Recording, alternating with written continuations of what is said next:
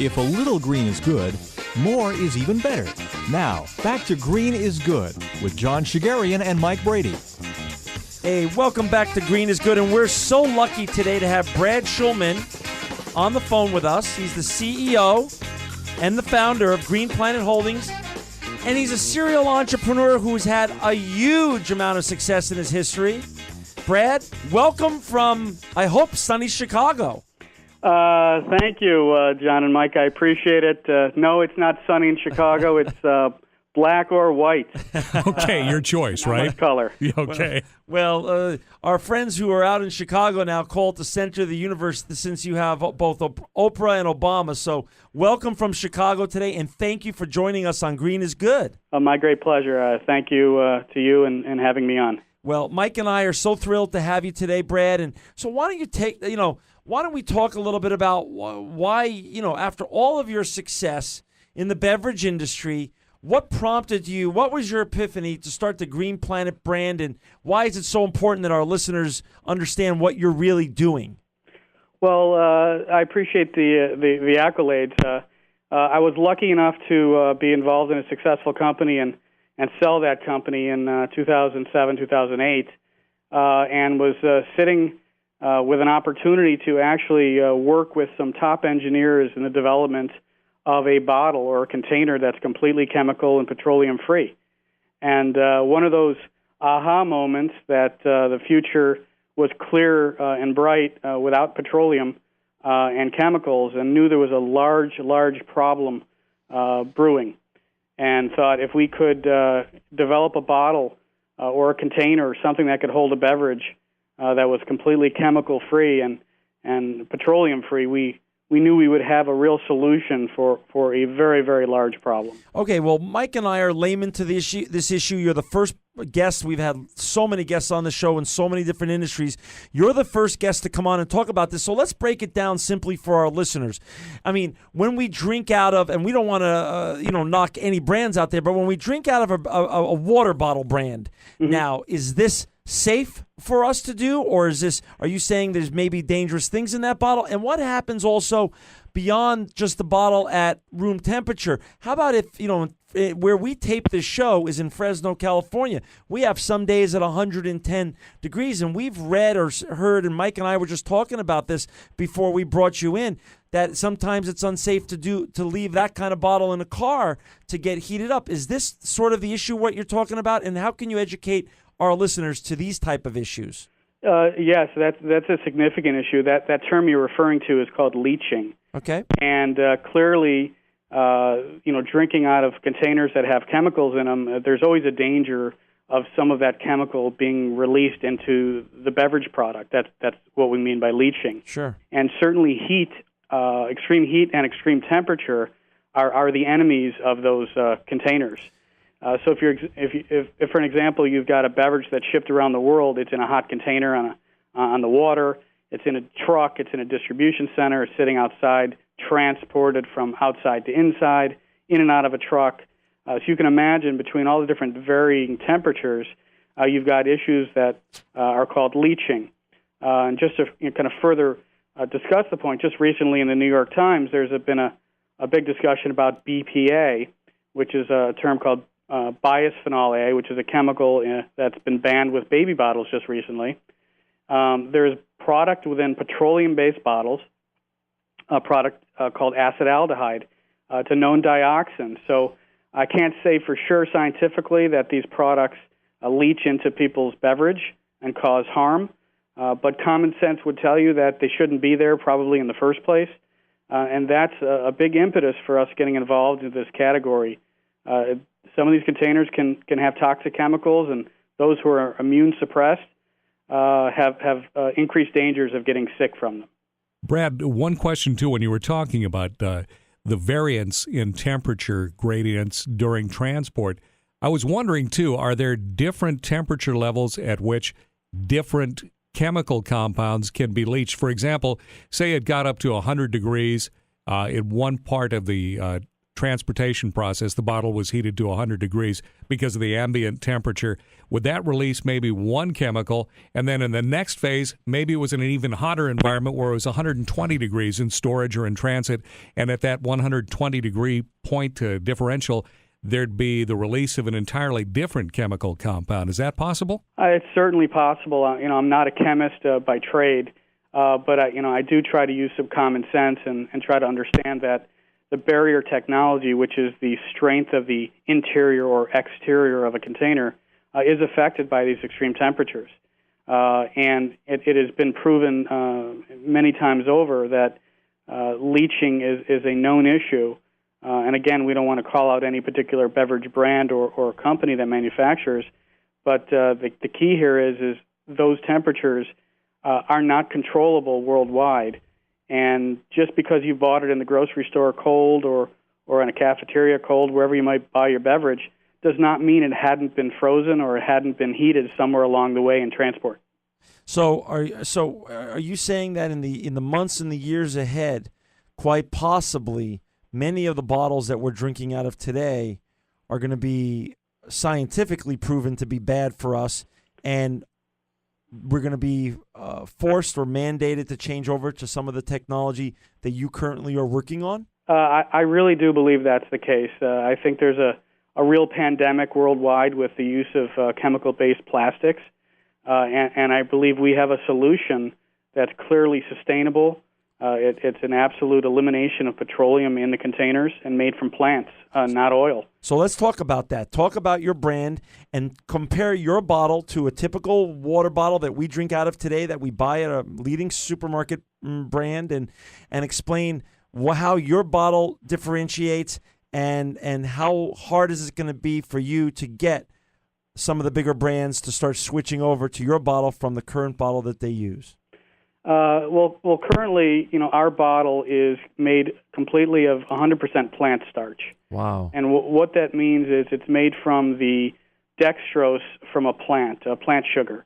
Okay. And there's absolutely zero chemicals in our process. Whereas most, or I should say all other containers in the up and down the grocery aisle, for example, are made of a petroleum-based plastic. And that petroleum is designed to withstand high heat and cold temperatures, and basically make that container indestructible.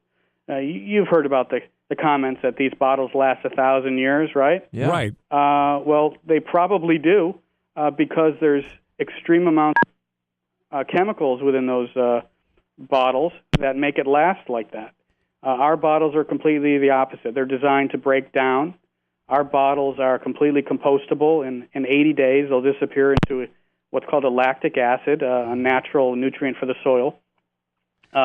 It's completely sustainable because we can grow new plants every year. It could be used as a fuel source. It burns clean. There's no carbon emission. Every 72 bottles that we produce instead of from a petroleum-based material, we save 1 gallon of oil.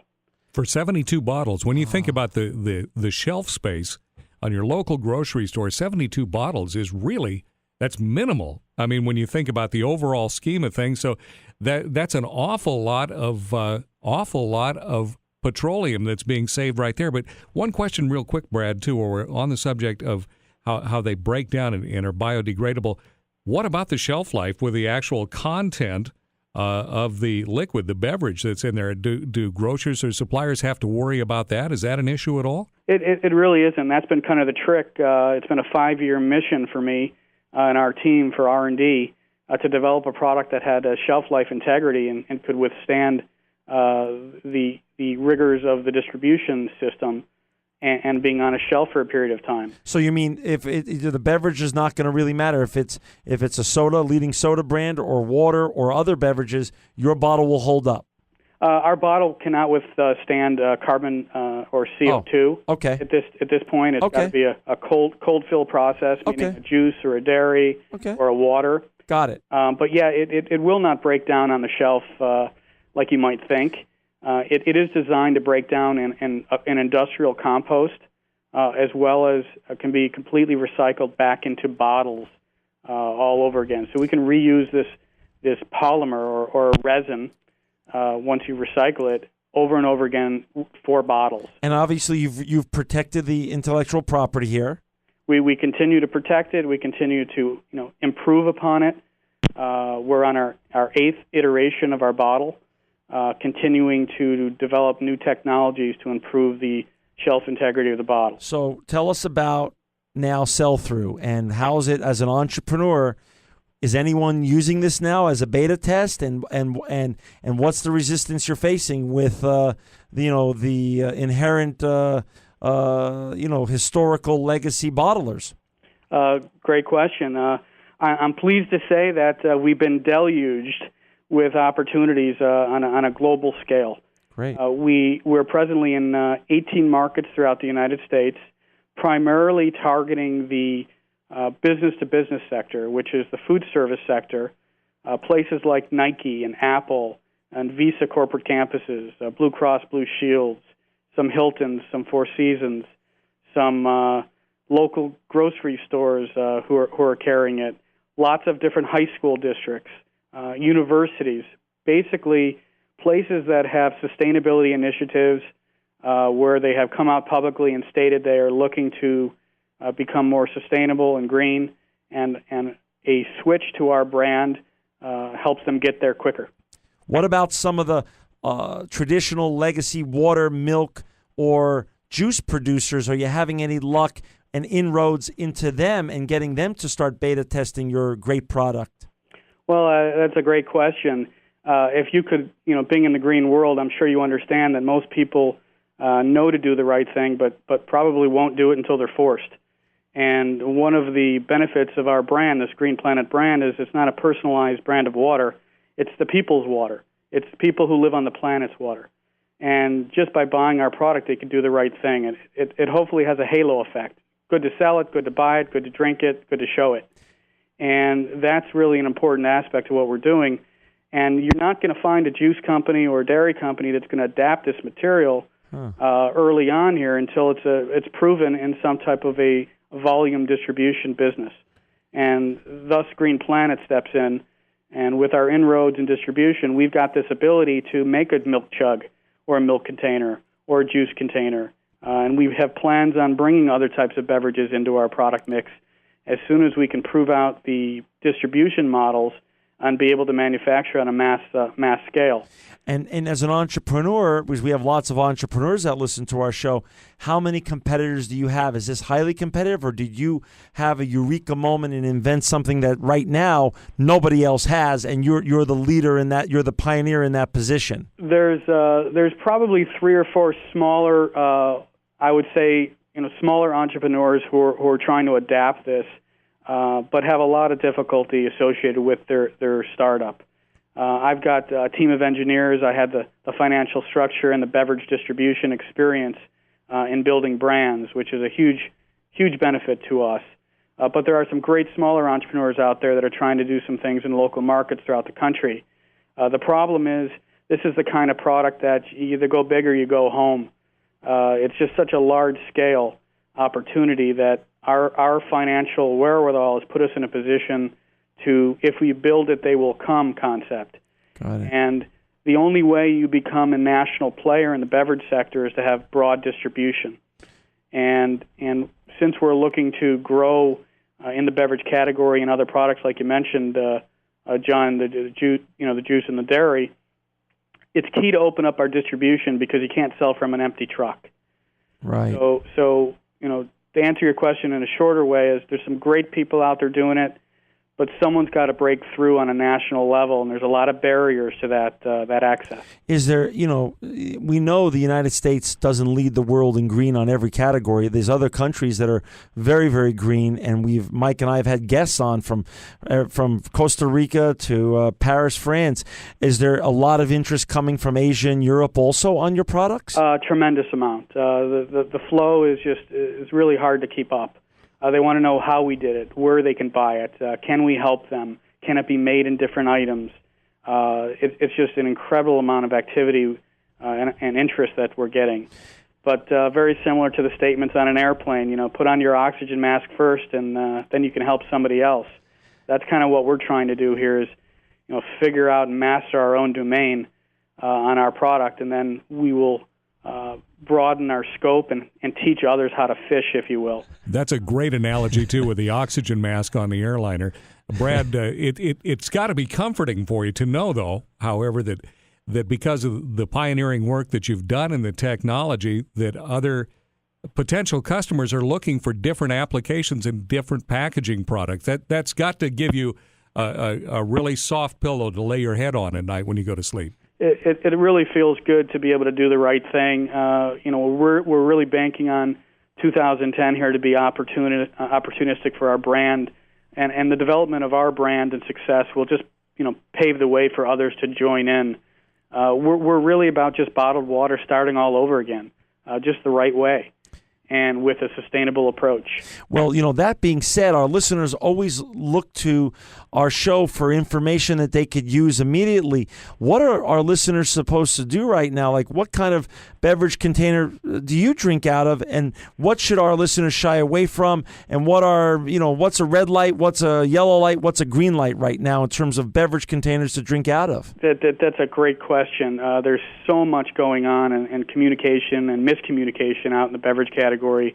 At first, they try to eliminate bottled water from schools and public facilities. We need water to live. I don't think that's the right answer. I think we should really think about using our infrastructure and putting better regulations on making sure that our tap water isn't contaminated and our school water supply is properly treated. But at the end of the day, each individual person is going to have to do a little bit of research on their end and take care of their own health. They can't listen to the marketers of the world, including myself. They need to really learn how to handle these issues on their own. Ours is a chemical-free, petroleum-free bottle, has nothing that can leach out of our container. So we're definitely a healthy container. Whoever buys our brand, reuse it. Fill it up with your tap, take it off to the train, take it to school, reuse it when that bottle breaks down a little bit, toss it in the recycling container, buy another case of water, another bottle, and do it again. So we're all about reducing waste and reusing. But at the end of the day, the consumer is really going to have to think hard and do some research as to what they're drinking out of. Well, Brad, that brings up another interesting point when you talk about reusing, which is one of the basic tenets of the whole sustainability movement, too. Is there a plan at present, maybe short-term or near-term, about manufacture of personal water bottles, reusable, rather than just the 6-pack, 12-pack, or case of bottled water, but a personal style bottle? Absolutely. There's a lot of interesting elements to that question. First of all, it was hard enough to get to this point with our particular bottle. So just being able to mass produce bottles and send them out there, I think, will be helpful and healthy for people to use. But there's a little bit of an educational curve that has to be put out there for them to really understand what the bottle's all about, its limitations, and when they should be getting an additional bottle to use. Our bottle's not made to last forever, and the public needs to understand that if they really want to be green, they got to realize that products that are natural and organic will eventually break down, and they've got certain attributes that are not going to be similar to the petroleum-based container. Like a Nalgene bottle or a SIG container. Now we find out that they've got BPA in the liner, or they've removed that, presently. But all of a sudden, it was get rid of bottled water. It's bad for the environment. And then they switched all the kids into contaminated containers. Therefore, just trying to get the consumer aware that it's just not okay to make blanket statements. You got to do your research on your own.